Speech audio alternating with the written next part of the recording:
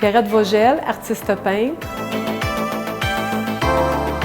Lors d'une visite dans une compagnie qui fait du design industriel, j'ai vu un panneau qui servait de support sur une machine à découpe, qui découpe du métal, du bois.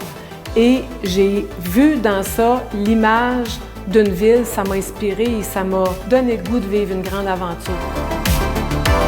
Ce qui était le défi, c'est que moi, dans le moment, je suis un peintre qui peint en toute liberté, en créativité pure. Il n'y a jamais d'intention au début de mon travail, il n'y a jamais de dessin, c'est juste lancer des couleurs, vivre des émotions et les partager. Et là, je tombais devant un panneau qui avait un dessin que j'étais obligée de suivre parce que le dessin était encavé. Je ne pouvais même pas essayer de le cacher avec de la peinture.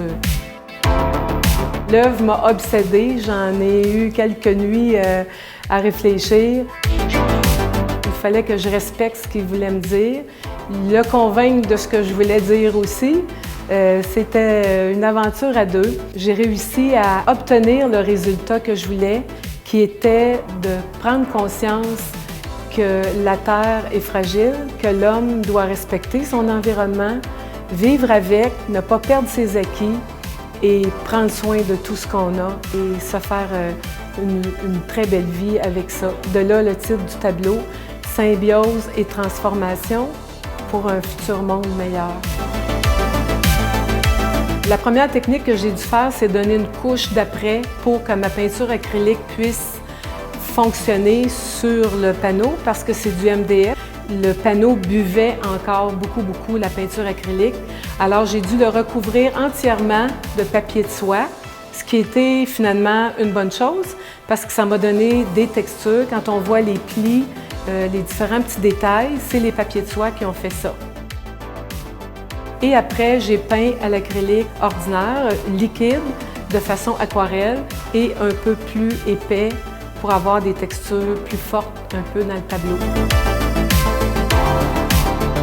J'ai pensé me faire un journal de bord et à chaque fois que je venais travailler, j'écrivais l'heure d'arrivée du départ. Ainsi, j'ai pu calculer le nombre d'heures que j'ai dû utiliser, mais ça m'a aussi permis d'écrire l'histoire de cette aventure-là. Le tableau a son histoire, il m'a fait vivre des choses très spéciales.